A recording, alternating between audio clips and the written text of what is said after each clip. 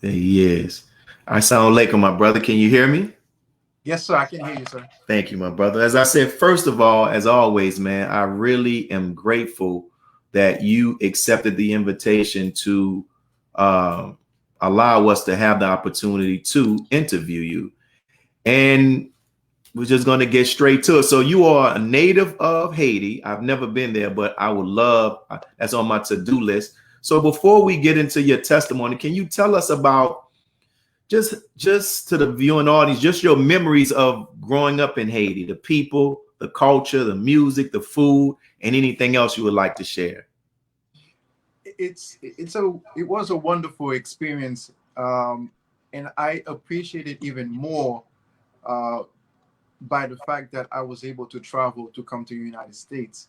But before I delve deep into it, I just wanted to thank you so much for having put this wonderful podcast together, this show that is showcasing the different individuals who have been affected and touched and influenced and inspired by the teaching of the Most Honorable Elijah Muhammad, Praise be to including myself. So, going back to your question, yes, I had a very great experience growing up in Haiti. It is a place that is full with history, and just to be in a place that is run by your own people. Your teachers look like you, your president, your officials, your doctors, and just to be able to consume organic food year round. Back then, I mean, things are changing since after I left back in 1991. But prior to 1991, the kind of life that we experienced, particularly myself and my family, it is something to yearn for. And it's unfortunate that the condition of Haiti has worsened since the last time I left Haiti and I migrated to live indefinitely in the United mm, States in 1991. mm, wow. And because I know we're going to cover and we're going to talk about the impact and the recovery from the actual earthquake. Um, and I've also learned in preparation for this interview that you are a lawyer by profession. So, what made you pursue a career in being an attorney? It's a very good question. In fact, initially I was on the track of becoming a medical doctor. Uh, Wow. I went to Columbia University undergrad in New York City, particularly in Harlem, 116th Street. And while I was in the Nation of Islam, I was going for my pre-medical studies. I did complete my pre-med requirements, physics and chemistry, organic chemistry, and calculus and biology and the like, neuroscience and behavior. Um, but I had an experience. After I finished college and I was studying for the MCAT, and during that time I took a year off to, sort of study for the MCAT, and at the same time giving back to the high school from which I graduated in Brooklyn, called Sarah J. Hale High School, and I went back there to be a math and science teacher. Wow. And while I was teaching there, I came face to face with why the Honorable Mr. Louis Farrakhan has been militating uh, on behalf of our people, has been struggling and teaching so long since 1955 up to that point when I was teaching back in 1996. Mm, And that experience showed me clearly that there is a need for me to uh, be involved on a greater scale. Yes, it was great to pursue the medical field, um, but I felt that there's something that from my own being that I needed to do more. And as I was examining myself and examining the situation and looking at the condition of our brothers and sisters in that high school, the neglect, how the society was affecting their parents and ultimately themselves. I mean, you have children who come to school hungry and come to school without their homework being done because they don't have any supervision back home, and they are suffering with all kinds of mental issues, um, and so that was a wake up call for me. And then I also learned from the Honorable Minister Louis Farrakhan that, as far as the medical profession is concerned, they're not engaging in the art of curing the individual. They are engaging in the art of dealing with drugs.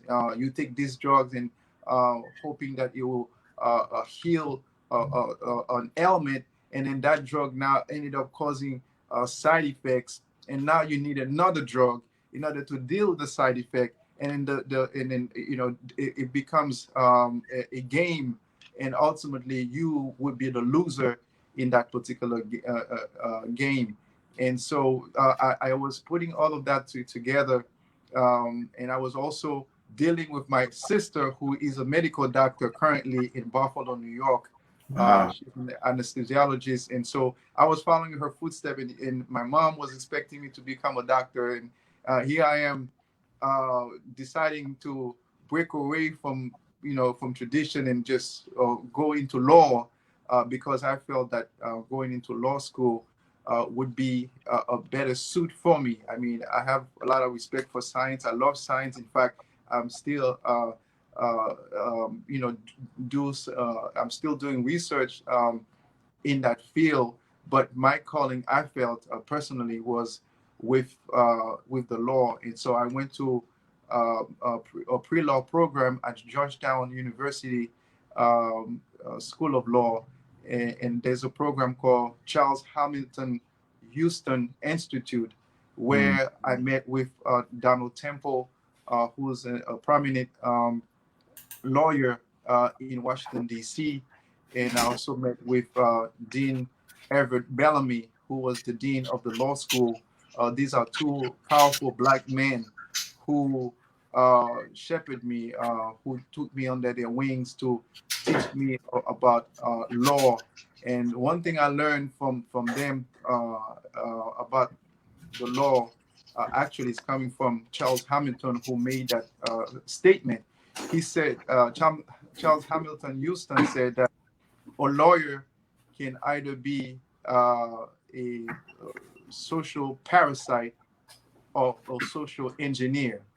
So obviously, my intent to go into law was to become a social engineer, and so that sort of gave me a framework, as to what direction I can, go as becoming a lawyer. You can either become a social parasite or social engineer. And as a member of the Wow. Nation of Islam, I decided, to focus on the latter, to becoming a social engineer for our people.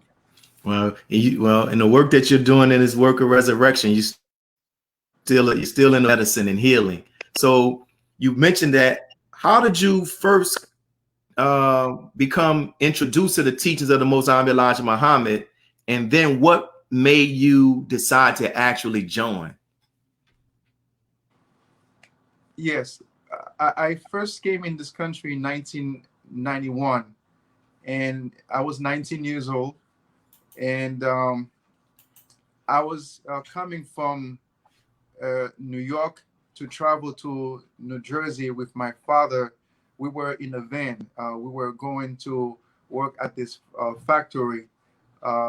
It's called American Bay. It's a fur coat factory. And on my way to the New Jersey to that factory from New York, I was living in Brooklyn.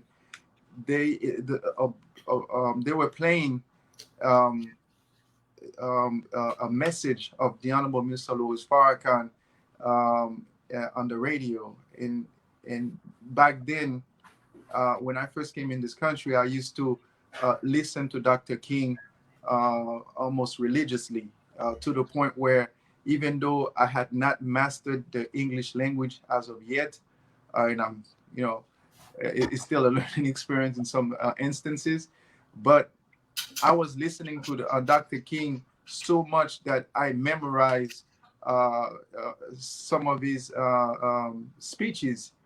And even though I couldn't really understand fully what he was saying, but for whatever reason, it ingrained into my mind. And as you know, as I was, you know how people, when you're taking a shower, you're singing a song and everything else. For me, I was just reciting a speech, one of the speeches. And so, with this as a backdrop, here I am on that bus on my way to New Jersey, and I heard, at that time I didn't know who he was, but I heard this man uh, speaking fervently and with power and zeal, and in his during his speech, he happened to mention the name Dr. King, Mm. and I was like, "Who is this man talking about my man, Dr. King?" And then not realizing that this man was gonna become my Lord and Savior. Wow. Wow. All praises due to Allah. And so Wow. I asked the driver, who's that speaking here?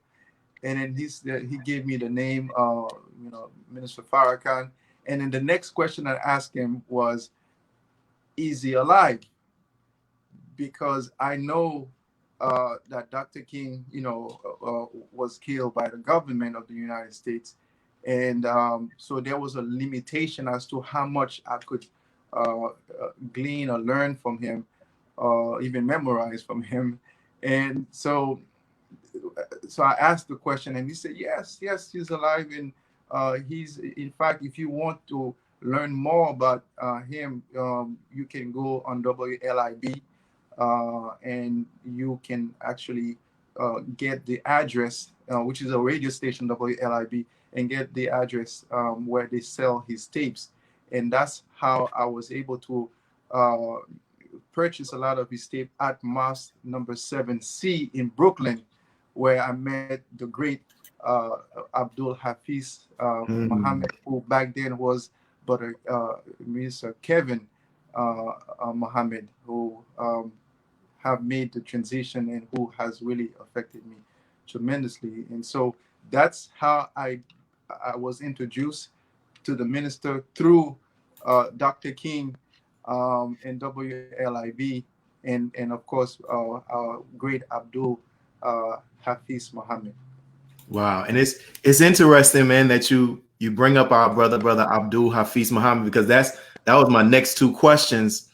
Um, like, what do you, in regards to, our brother passed, like, where were you when you heard the news of his passing, and of course the impact that it had on you and has on you? Yes, sir.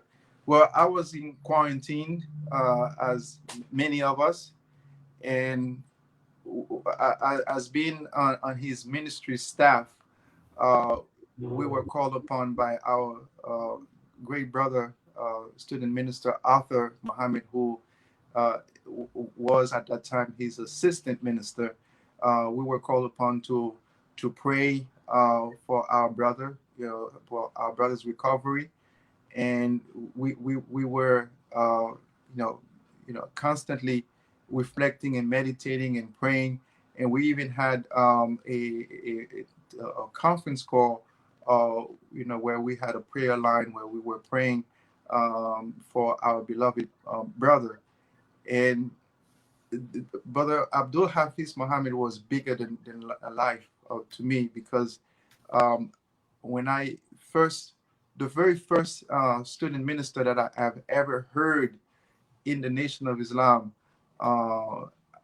was a student of Abdul Hafiz Muhammad, uh, and so after I heard Minister Farrakhan, I heard a voice. I heard student Minister Abdul Hafiz Muhammad at number 7C. his voice and his representation of the teaching have had a major impact on me. And Mm, so I couldn't really, his presence was so powerful and so strong. Then I was, so convinced that he was gonna pull through this. And so when I heard that he made the transition, um, I did not know how that was gonna affect me, because I did not anticipate that. But when I heard that, it caused me to break down in tears. It was not just on that day, but it was several days. I was going through a period of mourning. And um and when I heard the Honorable Mr. Louis Farrakhan speak about uh, how we should not let our emotion uh, take a better part of us. I don't want to misquote him, but essentially what he was saying, that when you lost into the emotion of your loss, then you can get lost. mm, So you have to be able to see the hands of God and see the bigger picture and rise above emotion into the thinking of God, mm, to be able to deal with that mm, loss. So that loss was major to me, because I looked up to the brother. He was the representation of the Honorable Minister Louis Farrakhan to me. This is the closest that I got to the minister. And of course, later on in life, I was able to meet with our dear beloved brother minister. But he has been like a father figure to a great extent. And I emulated him. I wished to have been able to, and still wishing to be able to memorize the supreme wisdom as he did. wow. And it was and still is a tremendous loss, but he remains alive in our hearts, and especially those of us in the eastern region, particularly at Mosque number 7 and 7C, and those other study groups. We loved our dear beloved brother uh, Abdul Hafiz Muhammad. Mm. And the Honorable Minister Louis Farrakhan referred to him as a martyr, on the July the 4th. So may Allah be pleased with our brother, and we pray for his family and the believers there in New York, and even as a whole nation.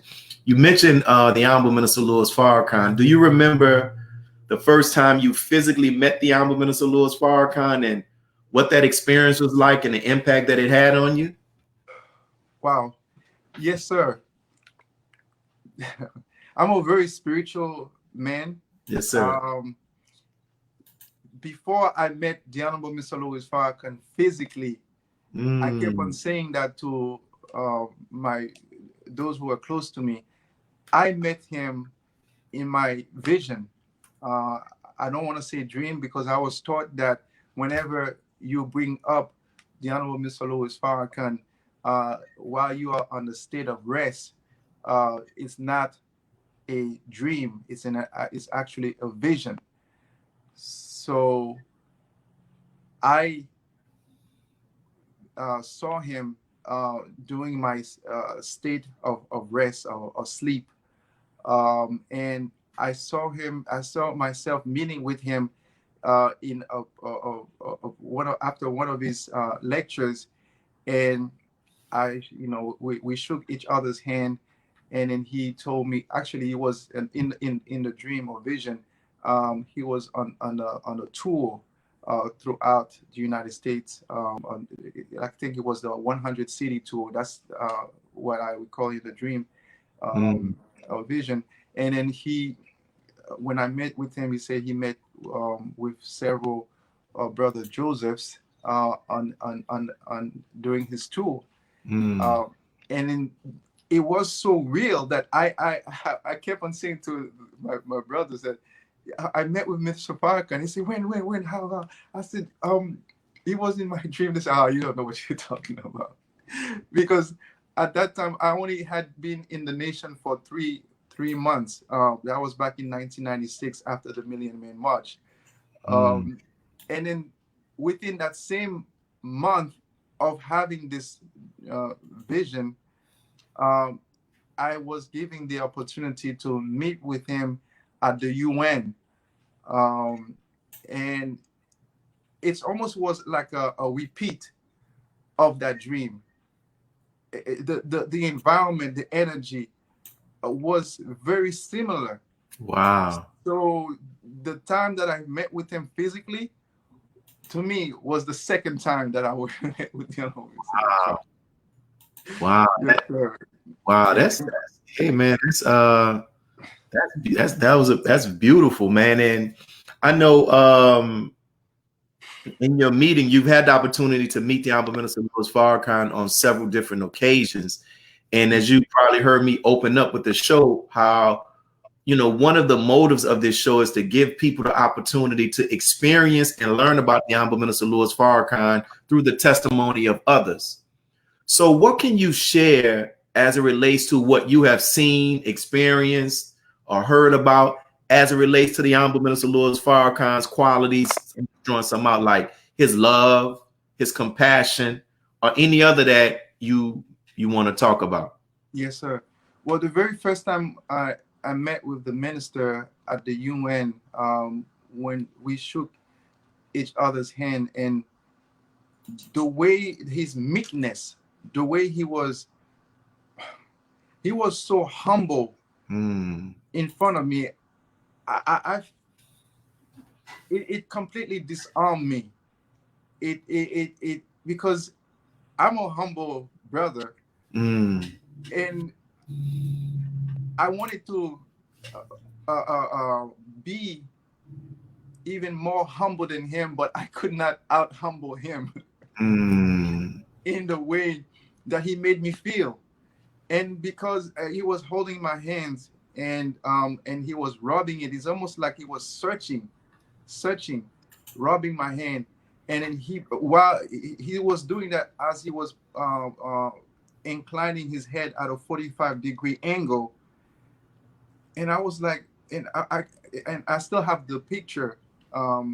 Someone took that picture, and then when we hug each other, I kept on telling him, "I love you, brother minister. I love you, brother minister," because I didn't know what else to say. What else to say to a man like that? Um, and then he said something to me, that back in 1996, at that very time, that the very first time we met, he sort of gave me my mission Mm. in life. Still, he, as he was holding my hand a second time, we held each other's hand, we hugged, and then we pulled away. He held my hand again, and then he said to me, "Through you, brother, I'm gonna get all my Haitian people." Ooh. And how do you respond to something like that? Wow. I'm just, I barely came out of college, trying to figure out, what to do with my life, and boom, this statement was made to me. So to me, that was like an instruction, a mission, a charge that I had to do my best to live up to his expectation uh, Mm. of me. And that very statement has kept me on a line, to strive to be as righteous as I can possibly can, to be successful to the point where I can be of help and assistance to him in reaching out to the people of Haiti. Mm. And it's interesting that you say that. Uh, like when you're in Haiti and you're propagating the teachings of the Most High Elijah Muhammad, what have the how have the responses been? How do the people respond? The people in Haiti, as the Honorable Elijah Muhammad has stated, through, I heard it through Minister Farrakhan, that uh, while it will take 6 years to get our brothers and sisters in America to accept or understand the teaching, it will take the people of Haiti 6 months. Uh, and I always, struggle with understanding why is that. But I came to realize why through the Honorable Mr. Louis Farrakhan. It's because of the history Mm, uh, of Haiti. We were able to throw off the yoke of dependence and slavery. We were able to defeat not only the French, but also we defeated the British and the Spaniard from 1791 to 1803. We engaged in a constant battle for 12 years against those three so-called superpowers of this world. mm, Um, and so, and when we produce a new language that never existed in the annals of history, which is now called Haitian Creole. Um, and so we ended up ruling our own selves. So we understand the necessity for us to establish our own nation, a nation of our own, to raise a flag of our own, to be independent and to be separated from our enemies. That's that's the history. So, um, yes, we've lost all of that because we stopped struggling for it to maintain our independence and our sovereignty through sellout leaders that we've had, which now you see that Haiti is in a situation that is nothing to really speak of as far as greatness, except for the mm, history. Um, but essentially, um, the people in Haiti are very responsive to this kind of teaching that reminds them of the necessity for them to be independent, the necessity for them to be sovereign, the necessity for them to rule themselves. And so it's just a matter of them being able to get a translated version because there's a language barrier mm. between the teaching of the Most Honorable Elijah Muhammad as exemplified by the Honorable Mr. Louis Farrakhan and the people of Haiti. Wow. So you said there's a need for us to translate the teachings that will be into French or that will be into the Creole. Um, the majority of the people in Haiti speak Haitian Creole, while French would be, helpful. In fact, we have a number of books that have already been translated in French from English to French, uh, but we don't have as much in Creole, and it would be more effective to have the teachings being translated in Creole. I mean, I have, by the grace of Allah, have uh, been doing a lot of translation of the minister's words and speeches. We have a show every Sunday at 2 p.m. on YouTube where we, translate and share the teachings of the Most Honorable Elijah Muhammad through the Honorable Mr. Louis Farrakhan. Wow. But we do know that more is needed in order for the Haitian people to uh, benefit from this great life-giving teaching. Wow. That's something, man. We'll have to check that show out. And also in preparing for this interview, I found out that you made history in America. The first the first black mayor for this city, but also the first Haitian American mayor in the city. It was called Ocean County, borough of South Thomas River, right? Am I pronouncing that right? So what made you pursue that? Where you just said, I'm going to run for mayor?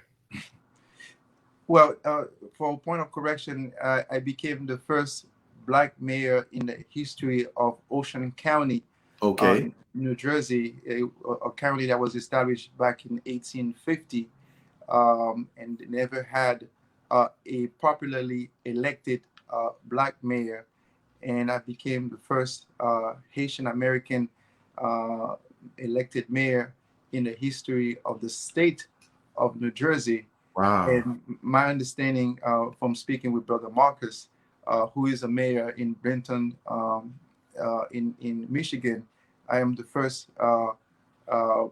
FOI NOI mayor in our nation history, at least on the well, in this second resurrection. I don't know much about the history before the humble before the nation fell, but it's safe to say, based on what Brother Marcus have shared with me, that I'm considered as the first. Um, it's interesting you asked me that question. I'm gonna answer the question, and then I'm gonna add an element to it afterwards. When I was in college, I was always a student activist, and you cannot be a member of the Nation of Islam and not being concerned about issues that are happening on the campus, issues that are happening in the country and in the world. So, I became a issue, not just an issue leader, but I became a leader on my campus, advocating for the rights of the people who has been affected by the oppression in the United States. And so I created an organization with the help of our brothers and sisters at Columbia University, called Black Student Leadership Collective. And from there, when I went to Vermont Law School, which is the second widest state in the whole United States, where I had invited our beloved sister, Ava Mohammed, uh, to speak on the campus, which created a lot of issues for me, but I knew that was going to come. So I did it gladly. um, on that campus, I was, with the help of Allah, I was able to create an organization there called Vermont Law School Student Leadership Collective for Human Rights. Again, being constantly taught by the Honorable Mr. Louis Farrakhan to be an advocate for the rights of those who are oppressed. Um, I could not just sit there and just worry about passing my exams and getting my degrees. I had to stand up and be a voice to the best of my ability. And so that's one of the reasons why we created the organization and invited Sister Ava Mohammed to come and speak. And so I was coming outside of, having graduated from school, and I was no longer on the campus, environment, coming to live in New Jersey, in my town. I saw there was a need there, and I was having a conversation with my wife, and I said to her that, by the grace of God, I can make some changes in this town. She just looked at me like, okay, because this is a predominantly Caucasian American town, 68% Caucasian, and only 20% of us was black. So I mean, I understand her hesitation in hearing that, um, and but like a thought, I fed on the thought. I um, I give much more energy to it, to the point where I decided, by the grace of God, to run for office. But I didn't run as a mayor. I ran as a councilman Mm-hmm. in 2008, when President Obama uh, was first running to become president. And I was on my in my town. I was on the, there's like a ballot. Um, President Obama was on top, and mine was at the bottom as a councilman, and we both made history Wow. that day as people were cheering for Obama. My own family and those in my town were cheering for our our brother as well. So from council, I was catapulted into becoming a mayor because they saw the work that we were doing as a councilman, and then I was approached to run for mayor, and we made history as becoming the mayor of this beautiful city called South Thames River. And so that's how it happened.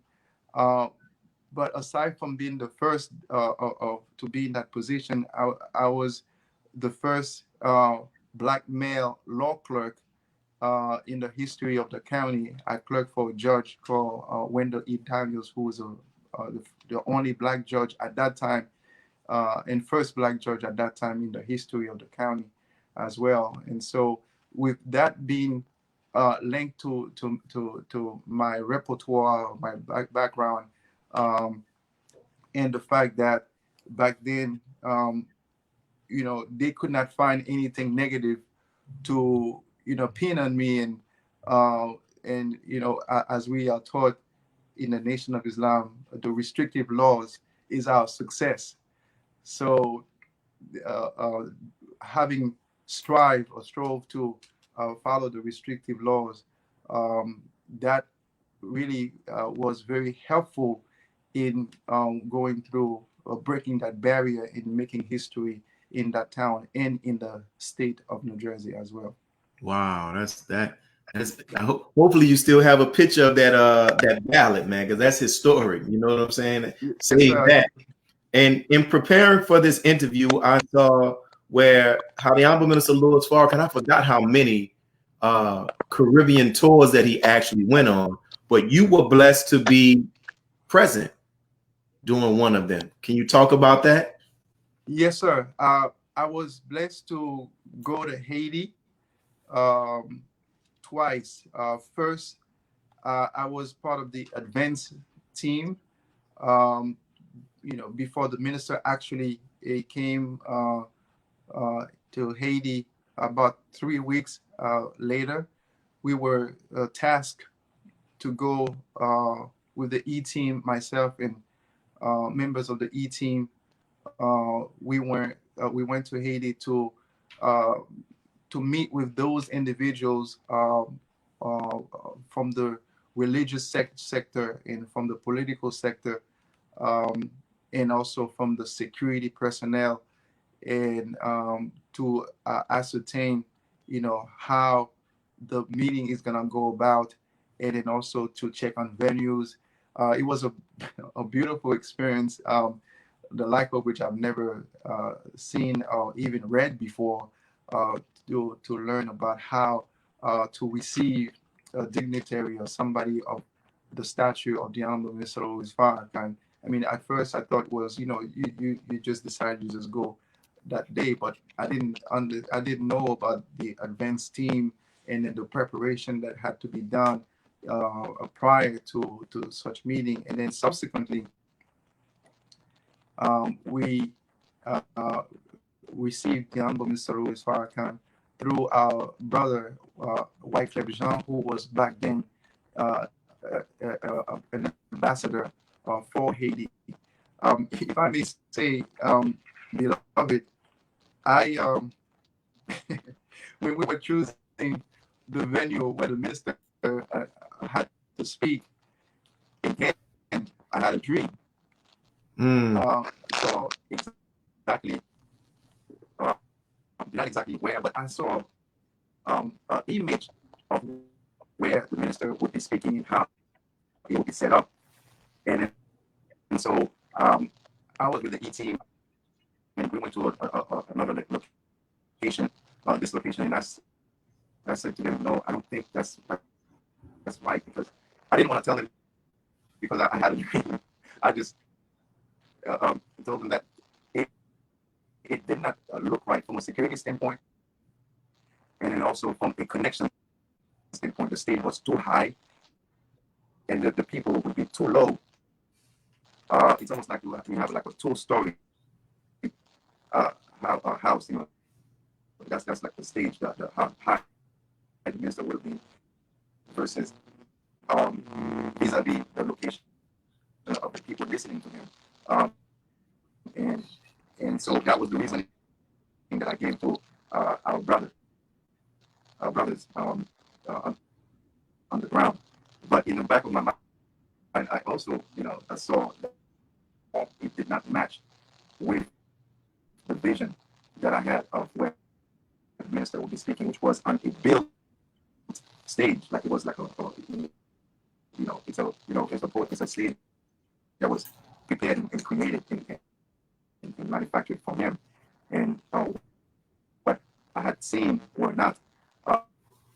And so when we went after a while, well, after several deliberations and going back and forth, and then boom, they came up with the idea of investing in building that stage for the specific purpose of having the minister address the people at a public square. And I did see the public square, but I didn't know where. Oh, okay.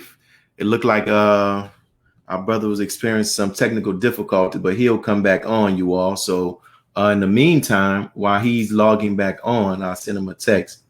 Hope that you all are enjoying the broadcast. Let me know what you think. If you, those who are on YouTube, those who are on Facebook, let me know what you think about what you're hearing so far.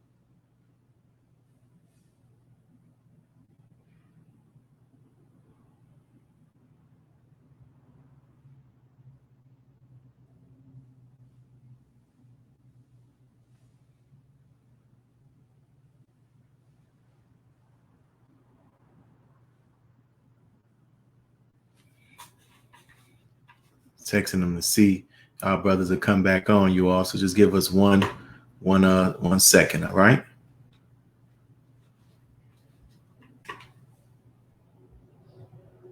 I'm good, brother Amir, by Allah's grace. I am by Allah's grace, my brother.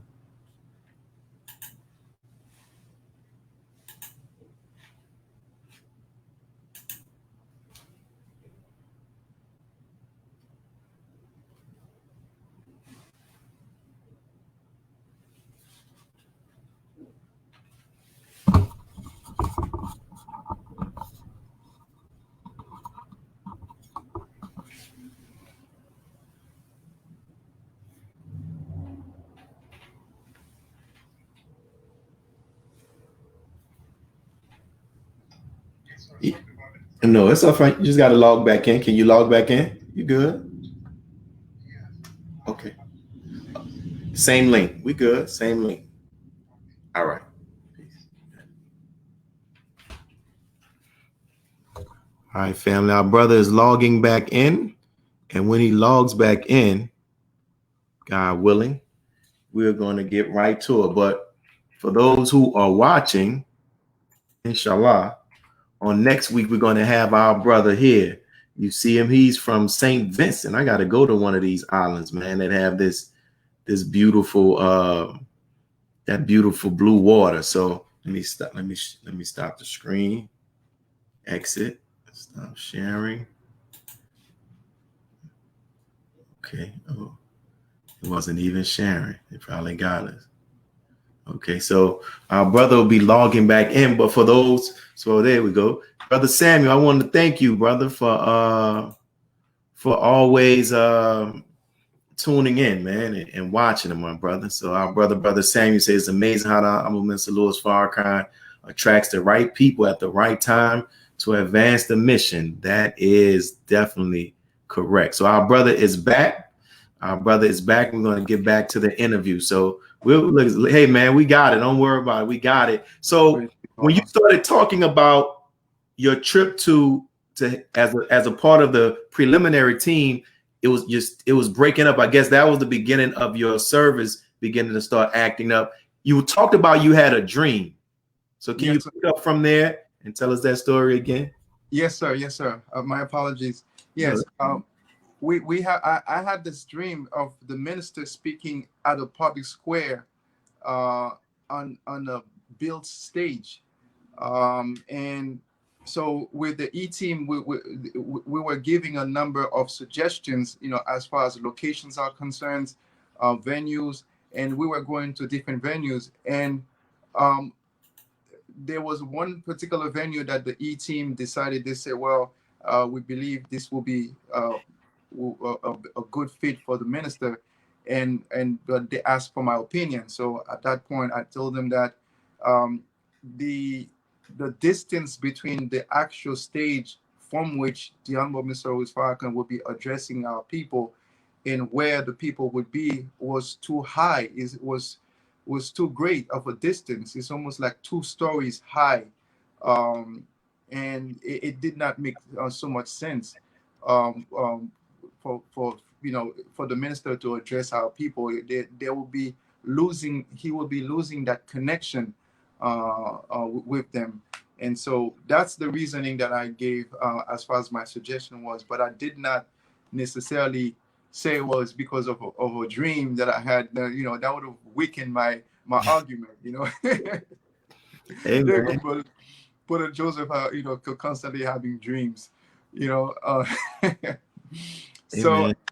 yes, sir. So I gave them that, and they were kind enough to see my point, and they say, okay, well, let's explore some more. And then I believe it was Brother Wycliffe Jean who intervened, and there was a number of other people who also intervened from a financial standpoint, to make that happen, to build a stage. And that's it. That's exactly what I saw in my dream. It was a stage, a built stage in a public square. But at that time, I didn't know what public square it would be. And then when they made the decision to have it at Sean Mosque, which is a very popular public square in Port-au-Prince, and I said that's definitely what I saw in my dream. It corresponded exactly with my dream. And there's several other dreams that I had as well, of the minister walking on the street. I saw that before he actually did it, and in fact I emailed him about seeing him walking on the street, speaking to the people. And he's there's so much more, and I don't want to Hey, well, talk. we thank you for I mean, hey man, we thank you for what you shared. And if Allah blesses you with that ability, that's a blessing from Allah that you can have those experiences and then it actually happens. In reading about the tour, I also read where for some parts of the meetings where the Honorable Minister Louis Farrakhan would meet dignitaries, that you served as the interpreter and translating what he was saying from English, I guess, into the Creole. And one of them was a meeting that he was meeting with a voodoo chief priest, right? Yes, sir. Like, how did you feel when you knew that, hey, Brother Markandar, we're going to need you to serve as a translator, and then to actually sit there and be translating the Honorable Minister Louis Farrakhan's words? Well, if you can feel my heart pounding right now, you would understand, but you don't have the technology to feel it. Brother, I was not expecting to be the interpreter. In fact, when the minister hit the ground in Haiti, I was at the airport, and there was an interpreter that was already commissioned to translate for the minister. And I was standing right there, and the minister said, "I want Brother McIndoe." And Ooh. I said, "Okay." Um, and then I proceeded. I'm a soldier, hear Mm, and obey. So, um, and I'm glad you asked that question as it relates to the Voodoo interview.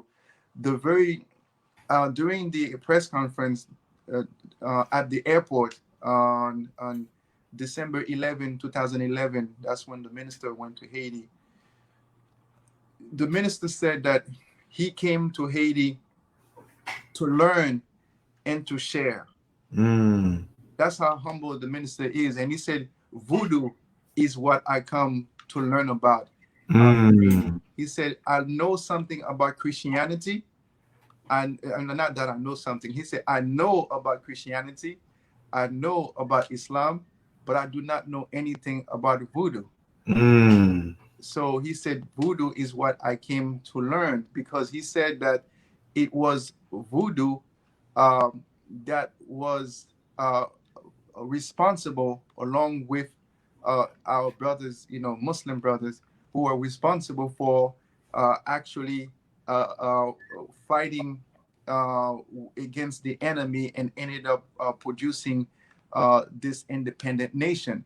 mm, So he said, I have to learn uh, more about this system of belief out of respect for the land that I've been blessed to come on. And so, based on that, we were able to locate they call it in Haiti ATI, the which is the priest, the voodoo priest, covering the whole Haiti. His name was Max Beauvoir, who was a chemist mm, and a voodoo practitioner and priest. And there, the minister met with him, and were sharing information about the common thread that runs through all these religious expressions, be it Christianity, Islam, and Voodooism. Um, and it was beautiful how they get to the common thread, and it said the common thread is the spirit uh, mm, of God. Um, and to me, that was very powerful in of itself. And I think Allah, that the minister came and made that experience. And Max Beauvoir told the minister that he reminds him of Bookman, mm, because mm, Bookman came from Jamaica, and Bookman traveled from Jamaica to come to Haiti. And Bookman was a Muslim, and that's one wow. reason why he was called Bookman. He was the man of a book carrying the Quran, and he was the one who organized this ceremony back in August 13, 1791, to start the war, or the revolution, or I should say, to continue the revolution against the enemy, because Mackandal was the progenitor. He was the first one to start it in 1751, and he left a blueprint, which Bookman in 1791 was able to continue with that blueprint. And so Bookman, coming from Jamaica to Haiti, and came with a message of unity uh, to fight against a common enemy, because understand that the Haitians are really Africans coming from West Africa, and they had so many different tribes and also empires. And we in Haitian history, we call them nations. So imagine 21 nations, uh, people speaking different dialects, having different views on life and whatnot, being placed into one land, having to solve the problem of freeing themselves from slavery, from this open enemy, from Satan himself. Uh, Mm. so Bookman had to come with a message of unity and forge this union, this unity, not necessarily uniformity, but unity amongst those Haitian, leading to a national attitude, like a common view, a common attitude, and a common objective, using a common tool to engage in that fight. And so here in the Honorable Mr. Louis Farrakhan coming from Jamaica doing the tour, he was coming from Jamaica. That was Jamaica was his first leg, and then he came from Jamaica to Haiti to promote this message of unity amongst the Voodoo practitioners, among the Christians, and among the Muslims there in Haiti. And so Max Beauvoir, the Voodoo priest, said, "You are the second coming of Bookman for from his perspective because of his movement and also because of his work." Wow, that see, I didn't know that. That's the purpose why we're doing these actual interviews. And in addition to that, we know that our brothers and sisters in Haiti experienced a very devastating earthquake. And we also know those in the Nation of Islam and those who follow and subscribe to the Final Call newspaper that the Nation of Islam and the Honorable Minister Louis Farrakhan raised funds where we were able to donate solar powered water purification machines. And I believe you were part of the delivery when it was actually going there to deliver. Can you talk about that whole occurrence and how did the people respond? And what was interesting, what was the one requirement that the Honorable Minister Louis Farrakhan desired? Yes, sir. That's a very important question.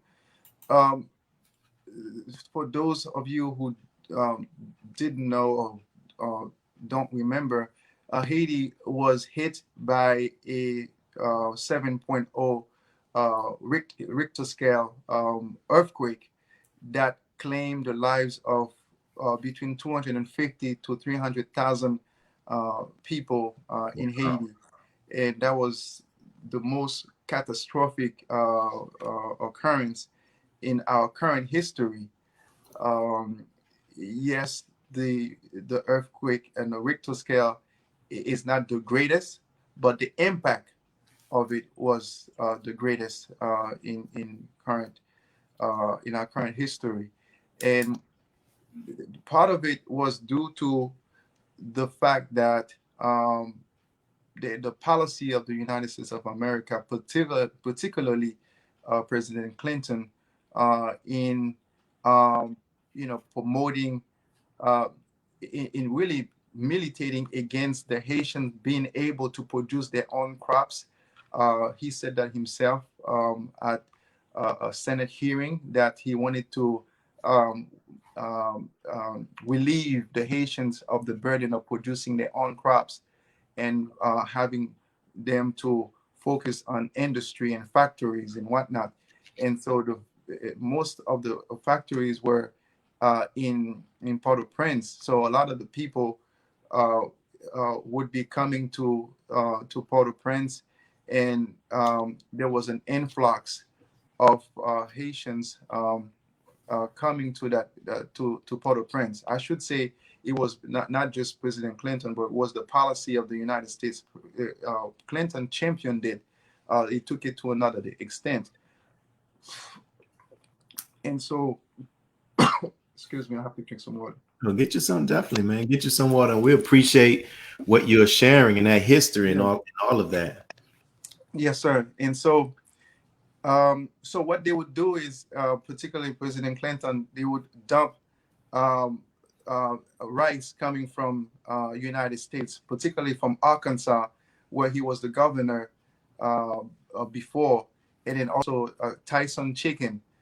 Dumping the stuff, the food that we already had, that we were already producing Again, his aim and purpose was to, quote unquote, relieve us of the burden of producing our own crops and to engage us or lead us into the 20th century, 21st century of becoming, industry prone economy as opposed to an economy based on agriculture.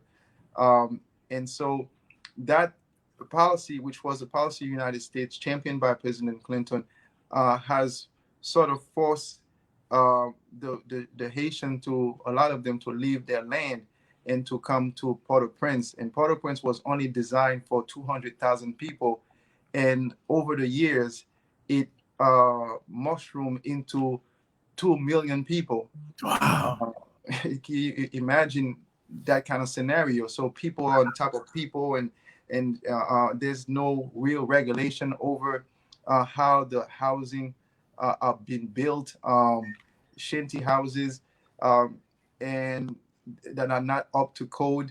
And so when that earthquake hit, so really the earthquake didn't kill the people.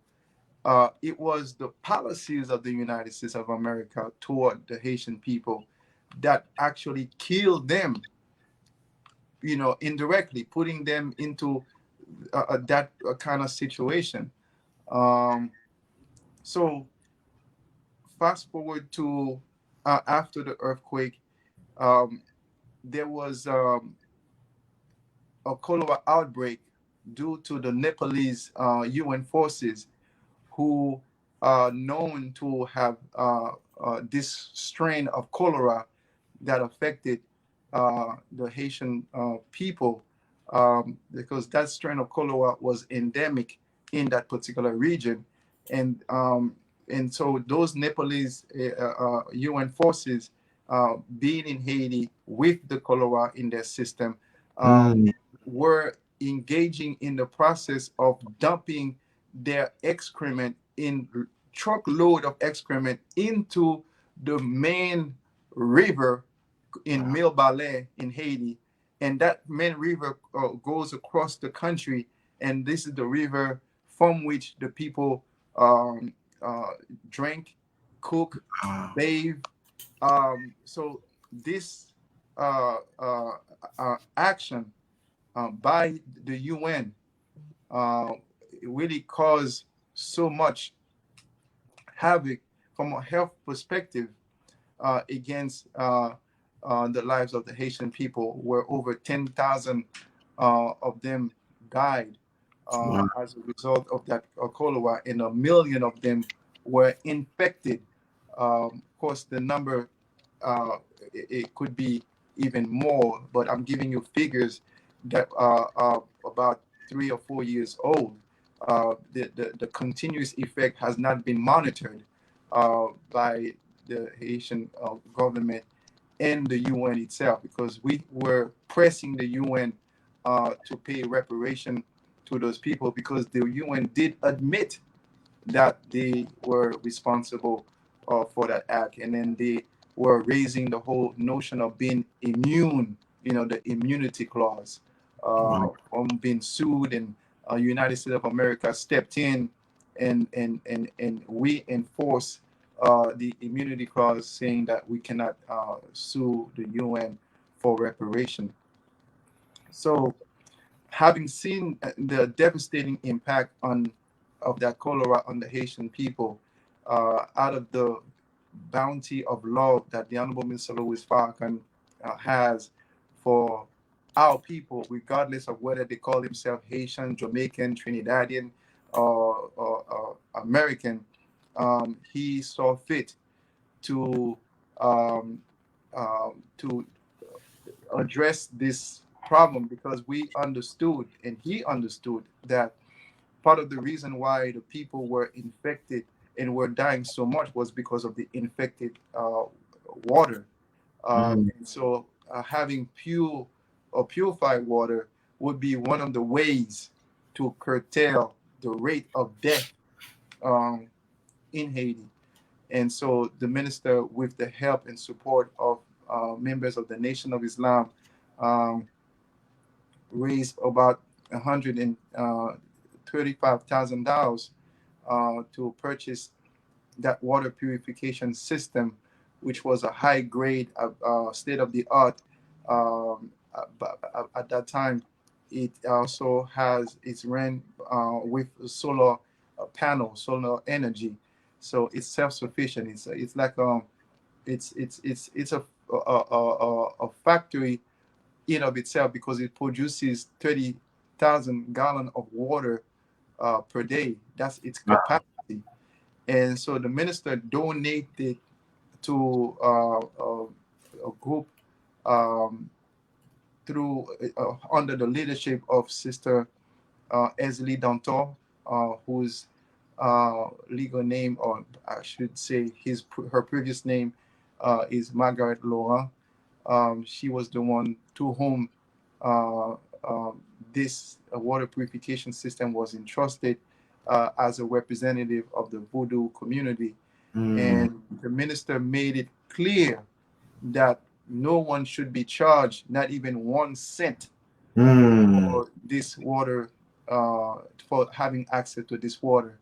And we were there with Brother Rasul, um, Sister Amina, and Brother Patrick, Student Minister Patrick, who represents the seventh region, um, and many others whose name is escaping me, because we have, some have changed uh, their names or have given new names, um, and so we our engineer was there too. I know he's gonna be mad at me for not remembering his name, but brother, forgive me. So we were able to establish that water purification system, and we witnessed it being used by the people, and we witnessed at that time the people getting access to that water without having to pay for it. So um, this is this was an act of love on the part of the Honorable Mr. Louis Farrakhan and the Nation of Islam for having donated this water purification system to our people in the time of need. Wow. And do you know if they how's it? What's the status? Do you know the status of them today? Are they still being used or what? The last time that I checked, they indicated that it was being used up until a certain time that they had, because they indicated that there was an issue with um, replacing the actual filters. It's a very expensive machine, and they indicated that they are raising funds in order to buy new filters that cost about $5,000, from what I gathered from the brother Lavarin, who is uh, in charge of the machine on behalf of Esley Danton or Mm. Margaret Laurent, to whom this machine was entrusted. Mm. Walaikum salam. So we got a new sister Nia Muhammad. Walaikum salam. And I read an article, and the Honorable Minister Louis Farrakhan, I believe this may have been in preparation for the Justice or Else March. I believe it was. Well, he came to Miami for, it was a 3-day tour, right? And they said he was there. It was in the month of July, but it was a 3-day visit. He was in Miami, Florida. It was around July 29th. I don't know what year, but in his address speaking to the Haitian community, they said that he spoke about the tensions that exist between the Dominican members from the Dominican Republic and the Haitian community.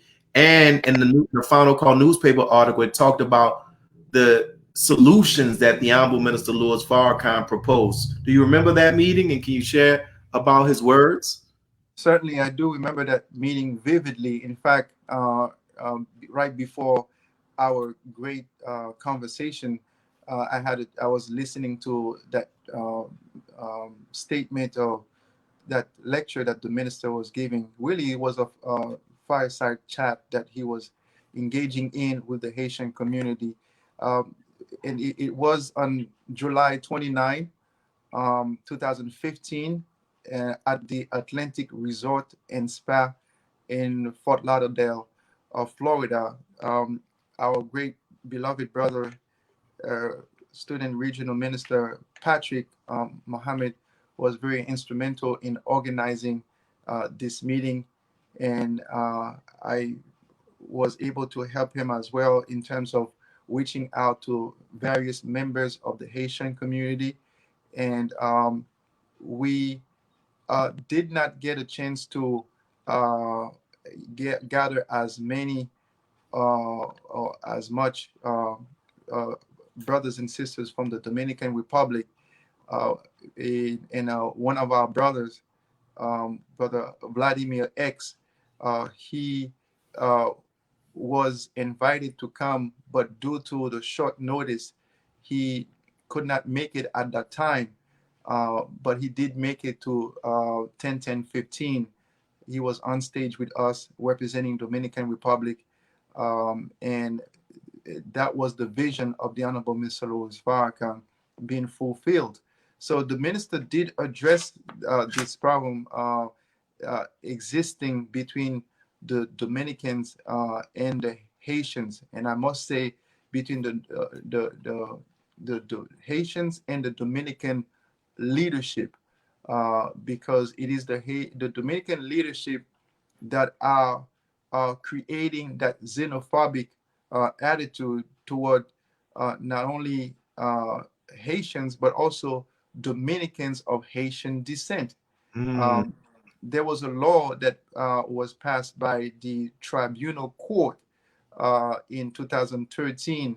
The law is codified under the title TC 168-13, and the 13 stands for the year, and 168 is the number of that decision, almost like a docket number, in which the tribunal court indicated that any Dominicans born of undocumented parents after 1929 will essentially be denationalized. Mm. So it doesn't matter if you were born on the land. If they find out that your parents were not documented, therefore you would be considered you will be denationalized. They will strip you of your Dominican citizenship and nationality. So it was a devastating decision, because you have people in their 80s, 70s, older individuals who were born on the land. They don't know anything else except that land as being their country. And this rule, this decision by the tribunal court, uh, did not care for any of that. They wanted to purge the Dominican society of those dark-skinned Dominicans, because they back in 1937, there was a president of Rafael Trujillo, who was a tool and a fool of the U.S. government, that he engaged in the killing of 40,000 Haitians in just 1 week. Dang. It was a massacre, and the way that they determined whether or not somebody was Haitian or not was by having the person repeat the word parsley in Spanish, um, and then they wanted to see if that person was able to roll their R's. If the person is not able to roll their R's in saying the word parsley in Spanish, um, then that person was considered Haitian or a non-Dominican, and Wow. that was your death sentence. That was your crime, not being able to roll your R, you know. And so the OAS, the Organization of American States, did sanction Dominican Republic for having committed such a heinous crime against the Haitian people, and they fined them $522,000, but they reduced the number from 40,000 to 18,000 which an average is $29 per Haitian life if you Wow. make the the math. So so there has been a history that in trying in striving to keep Dominican Republic light skin or white, and that's why there are some Dominicans, they may be, you know, as dark as I am or as light as you are. They would claim to be white or not black. They don't from a cultural standpoint, they don't associate themselves with their blackness. And I'm not talking about all of them. I'm talking about particularly those who are born and raised in Dominican Republic. Those who are in the United States have not really been as virulent in that belief, and they, a large extent, have rejected it because of their experience here in America and how they are treated similarly as our black brothers and sisters in America. The police will tell you clearly in the way that they're treating you that there's no such thing as a Dominican race. It's a nationality. You are black. Some of you light skin and dark skin and whatnot, but you are black folks. Mm. Um, so the minister addressed that by saying to us that the reason why you see so much rift between Dominicans and Haitians is because we had two different slave masters. Mm. We had the Dominican were enslaved by the Spaniards, and the Haitians were colonized and enslaved by the French. Since the French and the English never got along, then their slaves also don't get along with each other. Wow. They So the slave masters pass on their hatred for each other onto their slaves. So it translated into those xenophobic attitude of those Dominicans versus those Haitians, and of course the minister spoke about the need for us to reject this kind of division and reject that skunk he called the uh, this Caucasian reality in promoting this kind of division, a skunk that's spreading the stench of racism in the minds and hearts of various people in Haiti and also in Dominican Republic.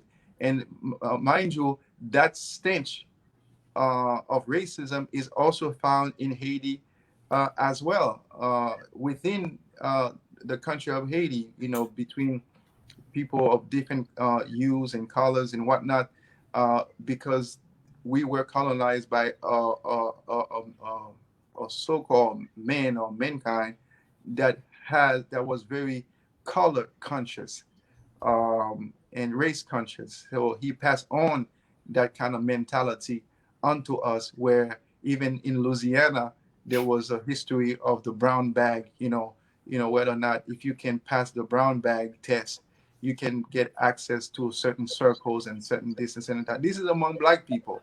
So I don't want this to be seen as this is a Dominican versus a Haitian or whatnot, but it's really something that is that we have inherited through slavery, that not only exists between Dominicans and Haitian, but also exists within the Haitian people and within the Dominican people as well, and in America. So the minister spoke about the need for us to uh, join each other and teach our brothers and sisters in Haiti and Dominican Republic about the real enemy, and stop looking at ourselves as the enemy of each other. We should look ourselves as the brothers and sisters of each other, who has a common enemy and a common struggle, common conditions that we have to overcome. Hmm. And I think in that same article, it mentioned where you and I believe the brother who's the Dominican representative in the Nation of Islam, that you all were sent on a fact-finding mission. Yes, sir. We went to Dominican Republic in the Bate, in San Pedro, in Dominican Republic, and we also went to meet with the ambassador of the United States to Dominican Republic, and we address the issues that those Dominicans of Haitian descent and Haitians were confronting in terms of the lynching in Dominican Republic. There was a brother who was lynched in Santiago back in 2012 or 13, Dang. and we because of that xenophobia, and they would ransack their homes and attacking them, and this is created by the those who are in power, who are using the power of the media to promote this kind of negative propaganda and xenophobic um, um, accounts against the Haitian people, as a way, again, to purge Dominican Republic of dark-skinned Dominicans, and but they're using the justification or the guise of getting rid of Haitians. But you know what color Haitians are. So that's pretty much what's going on. And that's like you said in your response. We've all that's skunk. That's the smell of that skunk, and that's something, man. I thank you for sharing that. In the closing question, the title of this lecture, this show is "I Have a Testimony." Like, why do you feel it is important for us to testify about a man such as the Honorable Minister Louis Farrakhan? It is important because we have to give credit where credit is due. Um, you know, some of us have benefited greatly from the teaching of the Most Honorable Elijah Muhammad, as exemplified and as taught by the Honorable Mr. Louis Farrakhan. The minister had gone through much pain and suffering to be able to not only lift the name of the Honorable Elijah Muhammad, but also to institutionalize the teaching of the Most Honorable Elijah Muhammad and make it accessible to those people like myself and Brother Vladimir X in Dominican Republic and Brother David in Trinidad and so many others throughout the world. And we are benefiting from the minister's sacrifice in and really obedience, because obedience is the highest form of sacrifice. And so the best, I should say, the least we can do is acknowledge, and the best we can do is to emulate and do the work to continue what he's doing, to make other people accessible to that same truth that woke us up, that caused us to become so successful. Somebody like myself to have been able to, to finish, not only finish school and go to the best schools in the world. Went to law school in Italy, Trento University, to study European Union law and study at Columbia University and do all those great things. But for me, the best school was the University of Islam, as far as going to the mosque and learning more about who I am, and learning about God and learning about my role and function on this planet before I leave this planet. You cannot put a price tag on this, teaching me how to eat to live, and then having the sufficient requisite knowledge to help my family. For first wanting to have a family, looking forward to have a family, and then having the requisite knowledge on how to teach that family and how to preserve their health by not giving them vaccines and giving them the right food and these navy beans making it a staple food in your home. Just watching your children growing up so beautifully and intelligently to the point where they had to skip them grades and still considered high honor rolls even after they skip grades. How can I not testify to a man like this who has done so much for me? And one would say, well, um, thank God for this and thank God for that. But through whom is God is working? God doesn't work in the air or in some poof in some wind necessarily, but He works through human being, and human beings are considered the glory of God. But what is the most glorious way for God to manifest His power? It is Mm. through a human being. So I have been blessed by God through the Honorable Minister Louis Farrakhan. Wow. And then in closing, was there anything about the Honorable Minister Louis Farrakhan, his way, his love, that you wanted to share, but you maybe I didn't ask the question to bring it out you that if that you wanted to share that you didn't get the opportunity to share? If so, you can share it now. Yes, sir. I hope I don't break down and crying about this one. I'll be strong about it. Uh, in 2011, I believe it was in April, I had a chance to have a 2.5, really 3 hour meeting with the Honorable Mr. Louis Farrakhan at the Garden where he had the July 4th event. Mm. Um, and it was surreal for me to be in his environment, to be in his presence, just the two of us. Just imagine that, I didn't consider myself as, having nothing, having done anything to justify me being in the presence of such a powerful being, being in the presence of God from my perspective, a godly man. Um, so here I am sitting in front of the minister, and before that time, 2011, I used to, like I said, bring him up so much in my mind that I could see him and experience him.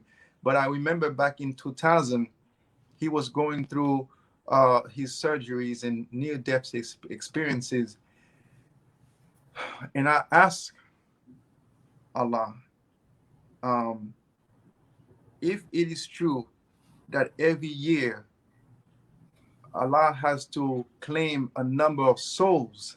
Mm. I asked him, could you please take mine Wow. instead of taking the Honorable Minister Louis Farrakhan's life? Wow. Because his life means more to many than my own. Wow. And I used to pray for this with such fervence, with such sincerity, that I was convinced that I was going to die. Wow. Because whatever I asked God, He always gave it to me. Wow. And to hear that the minister made it through and I'm still alive, I'm like, okay, what, so I asked and I told the minister about that. And then I was tearing and crying as I was saying that. And he stopped me and he said, brother, I didn't come here in this world for you to lose your life over me. Mm. He said, I came here to give my life for you. Woo. I said, oh my goodness. That blew my mind. And then after we finished speaking, then he proceeded to drive me in that golf cart, that little golf cart. And I was kind of confused. I'm like, but miss, can I drive instead? Because, you know, he said, no, brother, you my guest. Brother, my heart is racing right now speaking about this. And I Mm. remain humble and just touched by this experience. And I'm just trying my best to give back, which I will never be able to, but I can only give forward, to thank him forward by doing the best I can to be a good, to be a Muslim, because there's no such thing as a bad Muslim. A Muslim is one who submit his will to do the will of God. But I'm Mm. just striving to be a Muslim and to be a follower of his teachings and his instructions. And I'm glad I asked that question, because that's a very powerful experience, man, and it really shows your heart that you were willing to offer yourself up in place, and Yes, sir. that sent chills through me, man. So thank you, my brother. I appreciate you for taking your time out, for being and sharing what you have shared. This will be available for you and anybody else to watch on Facebook, and we're also going to have it on YouTube. But we thank you. Is there any way that those who are watching that may want to help in the effort of establishing the Nation of Islam in Haiti, how could they help? Well, they can certainly reach out to me by emailing us at macandal12 at AOL.com. Macandal is spelled MAKHANDAL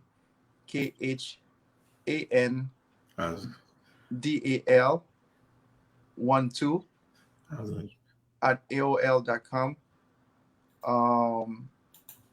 And certainly, we will welcome any support, and we'll also would like for I'll send you the link to spread the link of our weekly presentation, um, to addressing the Haitian people. So any one of you who knows any Creole speaking or Haitian individual, please share that information with them so that they can learn more about the greatness and the goodness of the Honorable Mr. Louis Farrakhan and the teaching of the Most Honorable Elijah And Muhammad. you said that was MAKHANDAL 12, right? Correct.